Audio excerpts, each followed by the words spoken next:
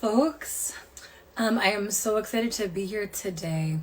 My name is Annika, and I'm coming to you here from Boston, Massachusetts. And I am going to get things started in just a moment as soon as my amazing colleague joins. So just give me a second. Thank you all so much for joining. Really excited to see folks who are here.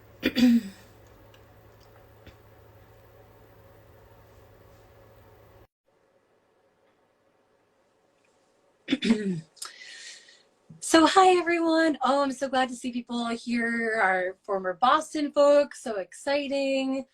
Again, my name is Annika, and I am just waiting at this moment for an incredible colleague to join me. So we're just gonna wait a second to get things started. Hope y'all are having a really wonderful Friday so far. Here in Boston, it's like super beautiful. It's some classic fall situations right now. So we're living for fall these days. Love for fall. Definitely got that fall love. We love this. Okay.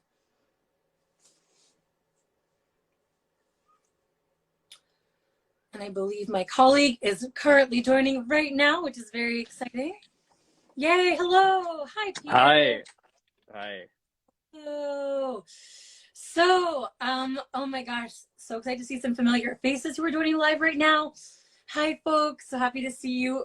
We're going to jump right into why we're here. So, really quick intro. My name is Annika. My pronouns are she, her, and I am an engagement manager here at One Love in Boston.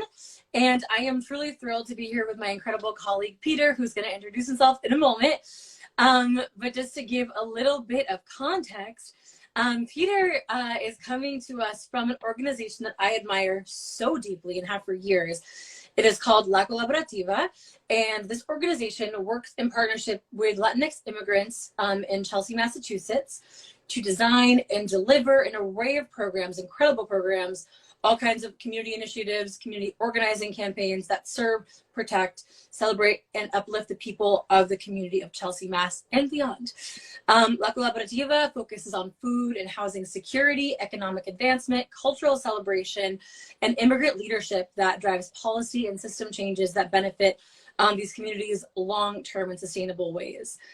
Truly cannot be more excited to be talking with them today about the incredible community work and how social upbringings really shape how we think about relationships, because that's a lot of what Peter and I get to talk about together. So, okay, after that whole intro, Peter, can you please introduce yourself, your name, your pronouns, what your job is? Yeah, thank you so much. Thank you, Annika, for having me and letting me have this opportunity on your platform. My name is Peter Lopez. My pronouns are he, him, and I work at La Colaborativa in their youth department as the youth programs counselor.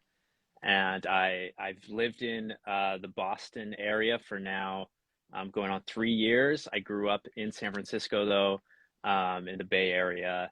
And my family is Salvadoran, and so I grew up kind of on the West Coast, having that kind of sense of Latino culture. And thinking of Boston, I never thought of it as like a Latino or immigrant dense city or population, but I really coming to Chelsea, where it's majority Central American immigrants, like my own family, really was a beautiful way to find like a second home here. Well, thank you so much for sharing that. And I feel like I didn't know that you were from the Bay. That's really cool. Yeah. So from your perspective, can you tell us a little bit about La Colaborativa and the kind of work that you do there with young people? Yeah, so La Colaborativa offers a very wide variety of services and have centered for a long time on a lot of advocacy, community organizing, empowerment, and have done, I mean, the list of things that have been accomplished, especially by our executive director, Gladys Vega, who is an incredible activist and human being, in terms of securing, even recently from all the COVID funds and the ARPA, American Rescue Plan Act, making sure that those funds came to Chelsea where the people need it the most. Because at first they weren't going to be, they were going to go other places. that already get a lot of the resources. And she stepped up, La Colaborativa, the people here stepped up, and now all of these amazing and needed resources and opportunities are coming here. But also on top of that, especially when COVID came, there was this realization that the people needed more. They needed something now, not just the long-term strategic goals. We have our amazing food distribution that feeds almost 2,000 families every week, and culturally relevant foods and appropriate foods. That's really important as well. And then housing protections, eviction protections, public benefits, signing up for that. I mean, there's tenant rights workshops. There's really a wide variety of services here. And then the youth department is just one of those areas where we provide employment opportunities for youth in Chelsea, where they get incredible access to a variety of different skills and subjects. One of our programs is centered on organizing and youth empowerment. Another one is a STEM and media group. And then we're working with the director of Teatro Chelsea, who is leading a program that is centered on performance art and other types of art mediums. And so that's kind of the work that I do. Is I support those programs as the counselor. And what we've implemented is mental health sessions and group therapy sessions for each of those programs, which I've developed and facilitate. So each program weekly gets emotional and mental health support as a group, and then also individually with me if they also need that as well. That is so cool. I just like want to affirm, and for folks who just joined, how incredible it is that all of these programs that are centered on how youth can empower and deeply support their own community, you're also providing emotional support and mental health resources for all the young people who are doing this powerful work, which is so cool. And honestly, it connects right back to like things that we really value at One Love. So I've actually been getting to know Peter here and Peter's amazing colleagues over the past couple of years, because I've really had this honor of helping to educate and train your young community leaders in our One Love content. So we've spent all this time learning about the 10 signs, which those of you who are following along probably are familiar with. So exploring the 10 signs and how they relate to the media and our many different cultures, and talked all things from like telenovelas to Disney to our own, of course, films like Amor Bueno, which we spent a lot of time on. Shout out to those filmmakers. We love y'all. So I guess I would love for you to talk a little bit about how you've worked with us at One Love, and why you think that healthy relationship education specifically fits into the mission of La Colaborativa and the work with your young people specifically. How are we gelling? What does that mission alignment mean to you?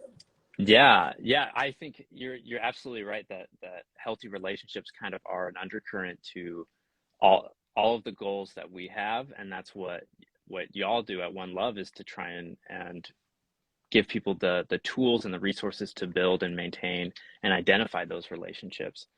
So what we've been doing is working together for a while to implement some of your content and your facilitation into some of our programming, because very clearly early on that was something that was identified for our youth was relationships, not just romantic relationships, which are a whole a difficult kind of mess to unravel in high school on their own, but the relationship with your friends and with your families and all of these things are so important and are relevant to every part of our work.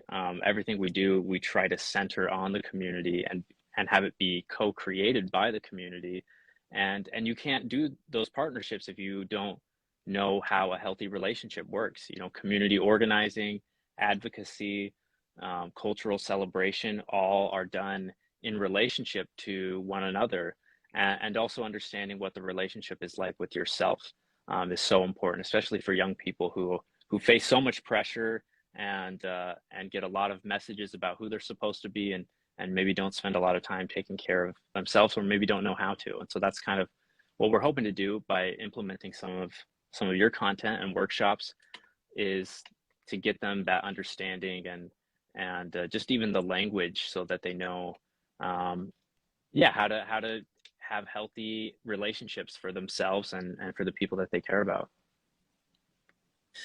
I so just appreciate all of what you just said. And something that I want to just uplift too is this notion that when you are caring for your community and like devoting your energy and your time to like doing hard things in support of bringing like uplifting your community, seeking justice in your community, it's so important, as you said, to know yourself and like know what you need to take care of yourself. And I love that you are just reinforcing to high school students that as early as that age, if not even earlier, like they deserve that balance, because like, my goodness, that's so much of what we hope young people can internalize. That's super cool.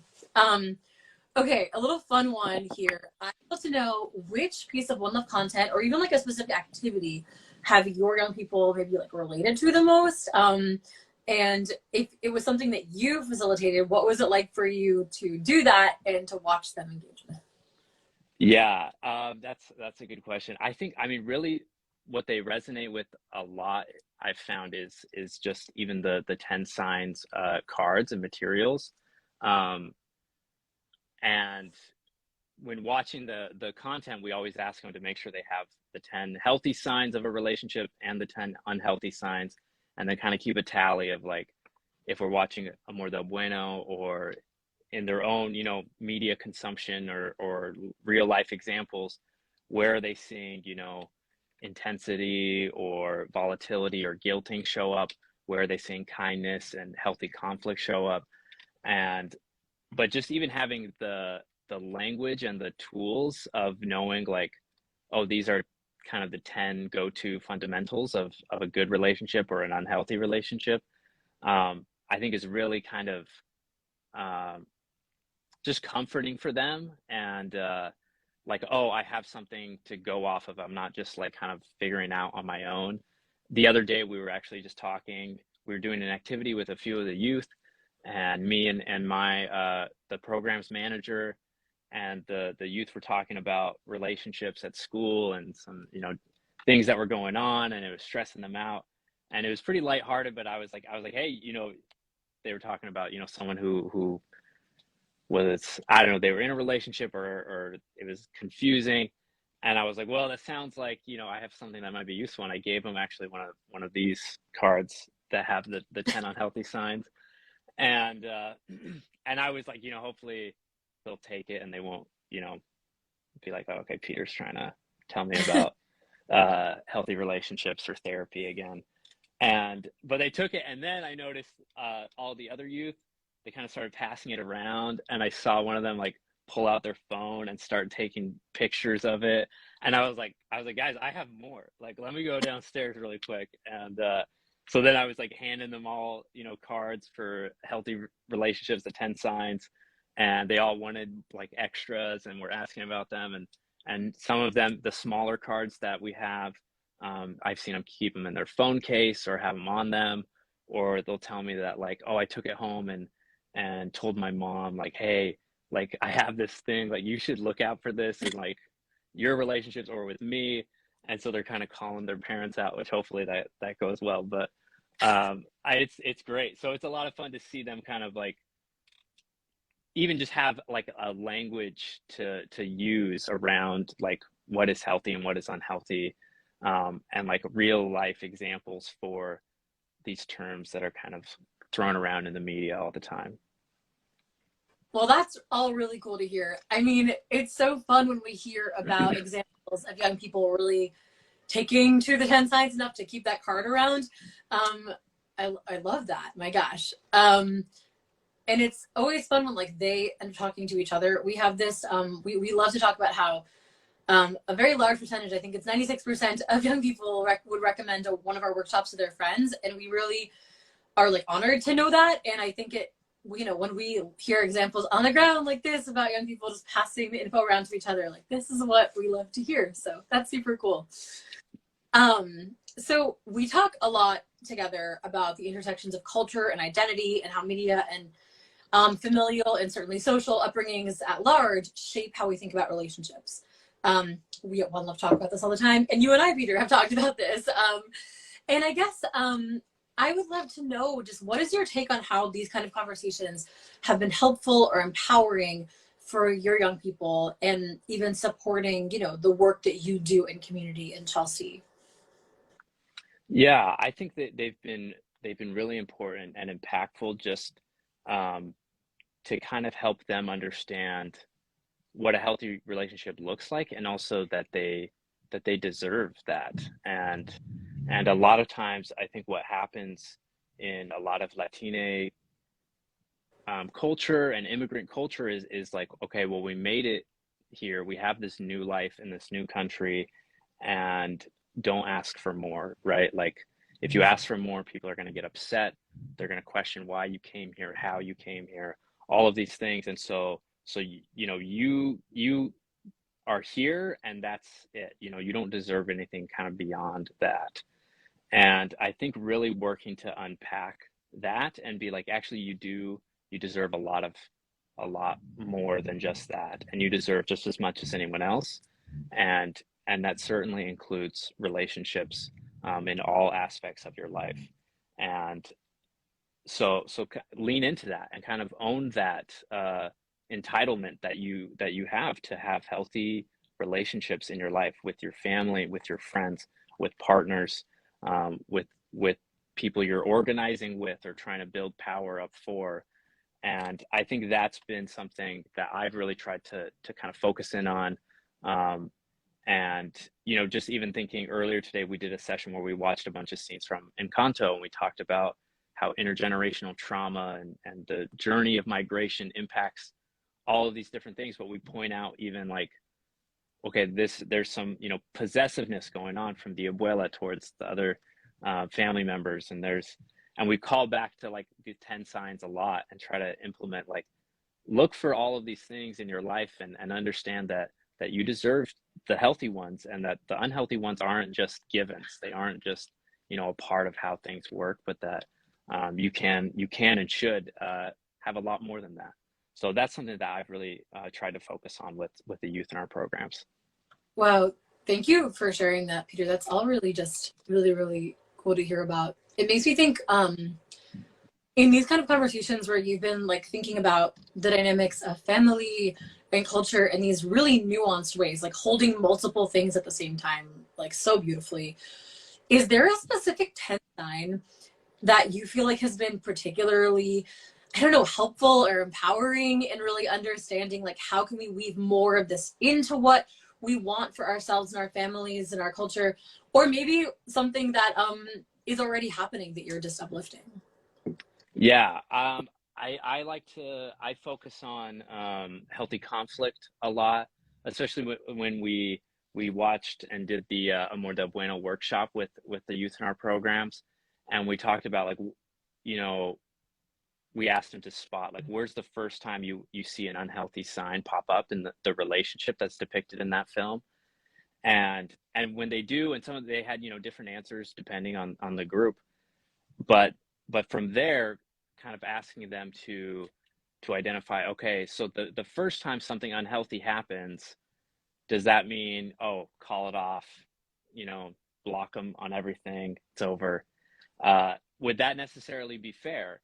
And I think the answer is no. And I think then we try to say, well, then how do we address that at the beginning? Then we don't know if it's going to get as scary as it ends up getting in that film, or as unhealthy and harmful, but we don't know where it will go. So you got to start early on and talk about, hey, I said I couldn't make it to the movies because I had homework, and I need you to understand that no means no, and that you need to respect that. And if that's a problem for you, then maybe this isn't going to work out the way we were both thinking it was.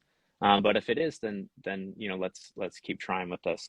So working on establishing boundaries, and not feeling kind of pressured into certain things, but being able to say, look, I have boundaries, and they deserve to be respected, and you have boundaries that deserve to be respected. So let me address that also, and kind of be reflective of that. But again, understanding that, like, I deserve certain things that maybe I hadn't realized I deserve or am entitled to, just as a human being. So healthy conflict for sure. Um, Yeah, I think uh, possessiveness and guilting comes up a lot, just in their own examples. And I talk about like even like with your friends, and I say like how many times has a friend like invited you to something, or you've invited a friend to something and they've bailed on you, or they said they couldn't go, and you said something like, well, I guess I'll just go by myself then, like I guess, where we're kind of guilting them into and they're all like, oh yeah, I do that all the time, like and I'm like, yeah, and that's okay, but let's maybe try to be a little self-aware and recognize that when it happens, and maybe next time we can be like, okay, uh, I recognize I'm feeling, scared and a little anxious to go to something by myself. I thought you were going to be with me, but I want to respect that that's not something you're able to do, or you already told me you couldn't, and that's okay. We can still be friends, and I'm not going to try and make you feel bad for when you can't hang out with me. Well, goodness, I love how you tied right back into an example of guilting. You tied in healthy conflict as an alternative to continuing guilting, because I mean, like that beautiful tie up there of, okay, well, all right, maybe I feel disappointed that my friend bailed on me, which is super legit. And like that, like that's just a human way to react and feel. But am I going to deal with that by just trying to let it go, but feeling resentful, versus maybe if it keeps happening, saying like, yeah, it's disappointing, but let's like, let's talk about it if it comes up again. So just naming that tension. Yeah. Call Yeah, boundaries. no, exactly. Because again, it doesn't have to be, maybe it is something that your friend's not being a super good friend and they keep bailing on you without really telling you beforehand. Or, maybe it's fair that they're setting their own boundaries, but you can set boundaries too. And maybe if they never show up to anything, you can be like, look, I respect that you can't show up, but for me, I need a friend who is going to show up to certain things in my life. And if you can't do that, then that's okay. But I need to maybe spend time with other people who will. And so I think that's important to kind of understand that there's both going on at the same time. Totally. And I mean, it's exciting to know that those conversations about how to boundary set early on, that being really essential as relationships continue. It's cool to know that those conversations are going well with your young people, because we certainly love really teaching that skill in the content. So that's super cool to hear. Um, well, I want to make sure that we have time for a few questions. I want to open the floor up. If anyone has any questions, please submit them. I think we might have one. Um, we actually have someone who asked about the 10 signs and what it is that we're talking about. So I will just name that the 10 signs are our really grounding tool at One Love. We call them the 10 signs of a healthy and unhealthy relationship. These are common behaviors that are either healthy or unhealthy in relationships. And if you go on our website, joinonelove.org, you can see so much information about them and get yourself familiarized with this really incredible tool, which, I mean, my gosh, if high school students who might be very quick to dismiss many a thing that maybe Peter or I say some days, love the 10 signs, I feel like anyone will. And we love to see it. So just again, inviting folks here to ask questions if you have any.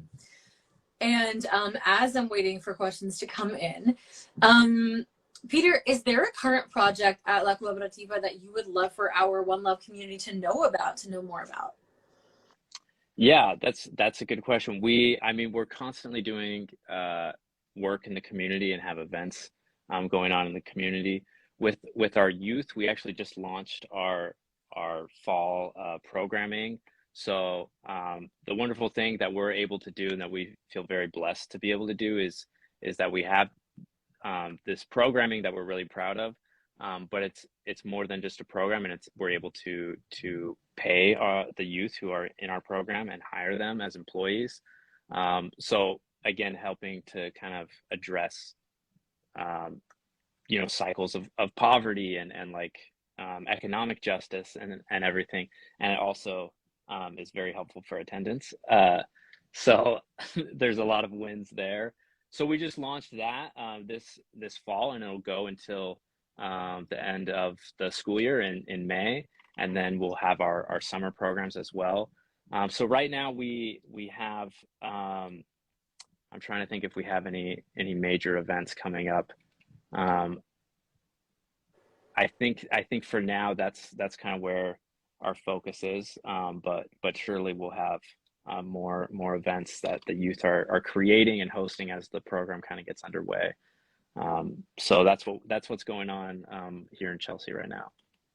Cool. Well, thank you for that. And for folks who aren't, um, who aren't familiar with La Colaborativa, definitely just encourage you to follow them on Instagram to sort of check out what's going on and how you can support. And I see, as we've been talking about all the cool things in the coming year, maybe a couple of questions came in. Peter, have you noticed a question in the chat as well? I'm seeing, oh, okay, yes, a request to address machismo, which this is again, a nuanced topic. Peter, how would you feel about addressing this question in the chat? Which one? I This, see a few.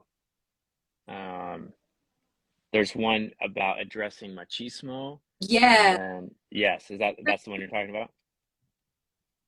if you want to dig into that a little bit. Yes. Yeah, I think, we actually, as a staff, we had a really good conversation about that just the other day, where we were talking about, yeah, sometimes there's like this idea of how culture impacts certain populations and their approach and what's appropriate and what's culturally competent and all these types of things. And a lot of times I think that's kind of just an excuse for like, oh, we've got to factor into how culture influences, and it's almost always like viewed through this negative lens. And I think machismo is a good example of that, as like anytime Latino culture is brought up into like how it is different, it's like, oh, machismo. And I think there's definitely some truth to that, and there's definitely areas for our community and our culture to address that, and which we're trying to, I think, with this type of work. um, but the conversation we had as a staff was a lot about how, especially for an immigrant culture and in Latino culture, where a lot of times men or families want to see their children be like them, because there isn't really anywhere else where they can see themselves in this culture. And so there's this pressure where they want to see, okay, my son needs to be like me, and I want him to be like me, and I want to be able to see myself in him. And then sometimes when that doesn't really go exactly like they want, there's that's where some of that, maybe there's some intergenerational trauma at play there, and also maybe some toxic masculinity and things like that. But it's about this loss of seeing, I'm losing myself and I'm losing my culture, and so then you start to push away, and you push maybe children or family away, because you're like, well, you've abandoned me also, and now I can't see myself anywhere in this world and in this country, and that's kind of, I've lost so much from leaving and from being here. um, and I think thinking of that in that way, I think changes our approach, instead of just like, oh, there's this inherently toxic masculinity that kind of supersedes Latino culture. um, there's definitely, there's areas to address that, and that should be addressed. But I've also seen, even in my own family, the way that there is this overpowering love and acceptance, um, of especially the younger generation and the generation that was born here, who's maybe, it's not quite their culture, it's not quite the culture here, it's kind of something different, and but it's been accepted and celebrated, and there's times in my family where that's, maybe it's taken too long to get there, or maybe, and sometimes it's like the language isn't always the most up to date, or it's a little clunky, but it's like, we're family, you're safe here, we accept you here, you belong here. And I think that's been really powerful, and something that really, I think, is uh, a cultural strength that we have and that we carry is a place of acceptance and a place of coming together, and there's areas to work on that, but I think that's something that's been really beautiful that I've seen, even in my own family and in our culture. Wow. Well, thank you for just bringing that again with so much nuance. And I feel like the way that I'm listening to you reminds me of something we really try to teach in our content, which is there's a difference between an excuse and a reason. But understanding reasons and approaching where people come from with a lot of empathy and care is so vital. When you just earlier were talking about how with some family dynamics, how perhaps some parents want to see their children be like them, and that's because there isn't a reflection of who they are and out in the culture around them in this, whether it's their city or their country or like just their everyday life. I Yeah. think that's a lot of weight to why people might instinctively want to like see their children be like them without thinking about what that really means. So I really, really appreciate that perspective and your empathy there. And yeah, I mean, I'm seeing a lot of really amazing questions come in. Yeah, Peter, I don't know if you're taking a look at these questions too. Feel free to take up anything here or not. It's really, yeah, if there are Yeah. specific examples of how, you talked a little bit about your family background, and if you feel like sharing any more about your own journey with these questions, fantastic. And also, Yeah. as we're coming to, close to the end of Domestic Violence Month, if you're, aware of certain barriers that might exist from helping survivors seek support, I know you and I talked about that a little bit, so feel free to explore that. Yeah. Yeah. I see. Yeah. One of the questions was about how do you address like disrespect in a relationship, which I think is a really important question. And I think goes back again to kind of some healthy conflict, right? And being able to communicate feelings. So in disrespect, it's so easy to get defensive and fall into escalation, and and then that kind of it just continues to escalate and it goes back and forth. But when you've been disrespected in a relationship of any kind, to I think it's important and it's healthy to address like, okay, this is what I'm experiencing right now, and let me know like what you said made me feel this way. It made me feel scared. It made me feel like you um, don't care about this thing that I've told you about or about this part of my life, and that was really difficult for me to hear and to process. And I'm wondering if there's a way that you could have expressed yourself in it differently. And I just want to let you know where I'm at right now, and I'm feeling pretty like defensive and maybe a little resentful. And so I don't know if having this conversation right now is the best idea because I don't want to say anything that I don't mean or that will be hurtful to you. So maybe we take some space, or if you want to kind of address that, but really taking time to pause, address it, and talk about like how it impacted you, and let them know that like your words matter and they mean something in this relationship, and how you respect me and how you treat me, even when you're upset, it matters and it makes a difference. And if that's received in a way where they can process that and be like, okay, uh, let me look at myself. I could have said that differently. I could have said what I meant without, using harsh language or anything like that. Then yeah, that's where there's growth and there's an opportunity to learn, because we're all learning, and we're all not all going to be perfect about you know unhealthy signs or healthy ones in our relationships. But if they're not willing or they're not ready, or unable to kind of address that, what you've shared with them and how it impacted you, then maybe that's the time where you got to reflect on like, okay, well, maybe relationship needs to be modified, or maybe it needs to be ended, or whatever it is.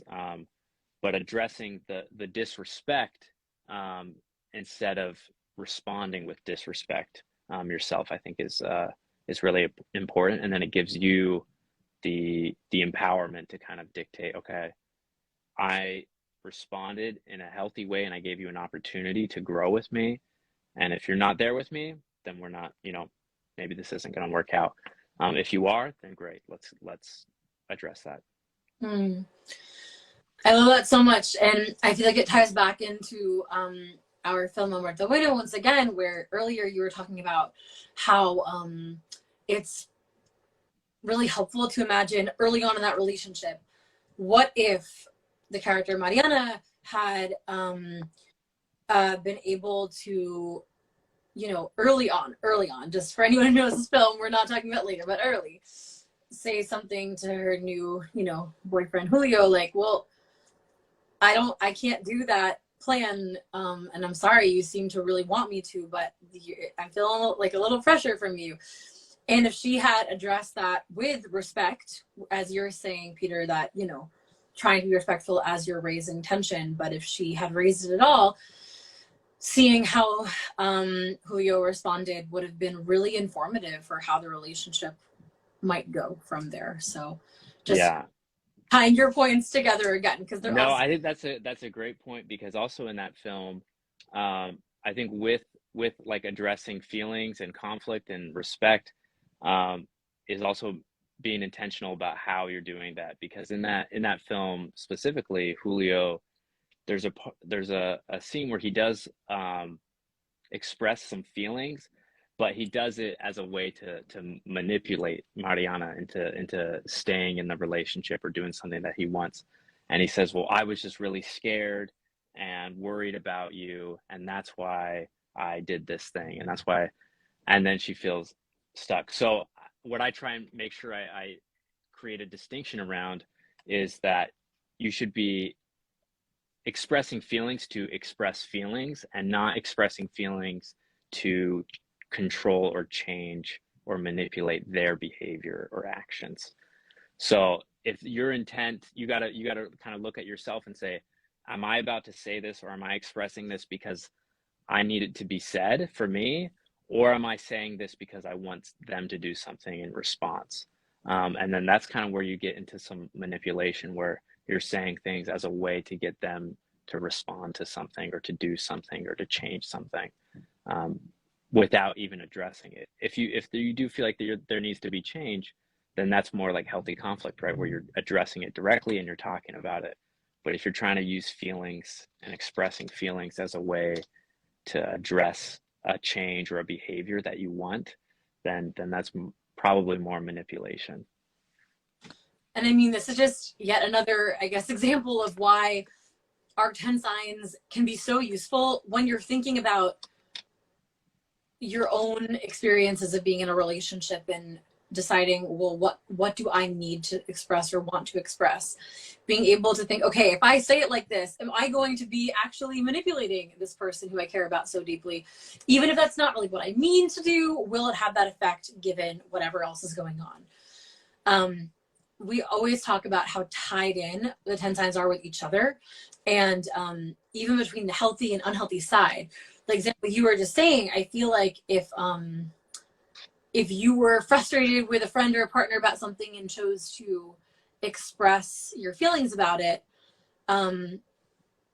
doing it with their own equal footing in the relationship in mind, thinking about respect, thinking about equality, thinking about potentially your own intensity, all of that stuff ties in, which is so fun and useful.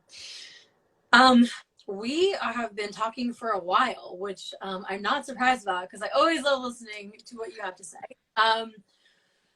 I just want to name in the chat, I appreciate everyone's questions and comments. And for any of you who have expressed that, this is stuff that you're thinking about in your lives for whatever reason, really encourage you to check out all of the resources that are linked on our website on joinonelove.org. If you are looking for any resources yourself, for anyone you know, or for yourself.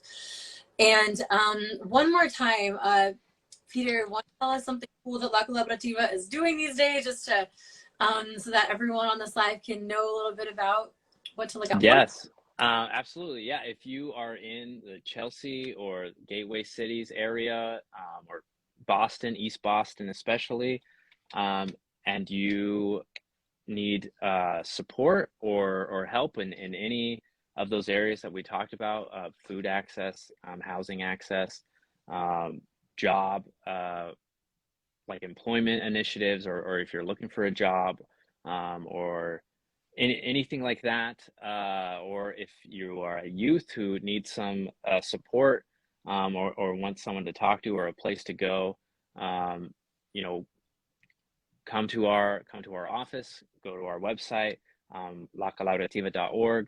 I think our Instagram is I think it's just La Colaborativa. Maybe There, there's an underscore in there. Uh, yeah, come let us know, and we have a very responsive team. We are currently building our new survival center, which will be a huge resource to the community, and have our food pantry, as well as kitchen and like industrial kitchen areas for people to prepare meals, for small businesses to kind of work out of, and um, yeah, so our triage team and support team and all of our wonderful staff will have kind of a more permanent home. So be on the lookout. I'm sure we'll have a huge party and grand opening when that happens, hopefully in the next coming months. And then yeah, follow all of our social media for events that we're doing in the community. I know we have a big push with the election, getting people registered to vote, and things like that. And there's always something happening here. So just follow along, get in touch with us, and we can always connect you to whatever you might need. well, thank you so much for that. And if you're not in the Boston area, in the Boston/Chelsea area, still encourage you to follow La Colaborativa on Instagram, just because I know I always learn a lot from learning about how they organize and build community power.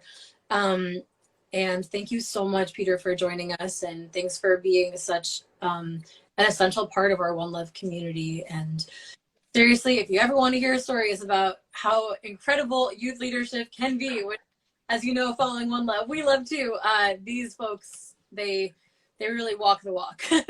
So thank you so much. And yeah, sending love and happy Friday energy to all of the One Love community, and hope everyone is enjoying the fall.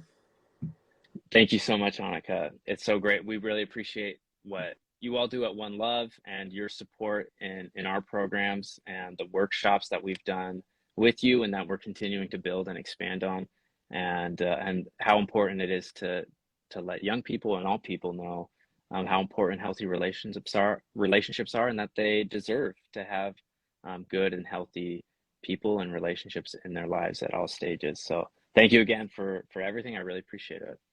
Well, thank you so much, Peter. And thanks for just reinforcing again, it's not just what you do, but how you do it, and that the relationships we have in our close communities really matter. So with that, I think I'm going to sign off. La Colaborativa, the organization to watch. And for those of you who are newer to our One Love community and the One Love content, definitely take a look on our website, explore the 10 signs. They're just pretty incredible. So thank you all so much for joining, and see you later. Happy Friday, All everyone. right. Happy Friday.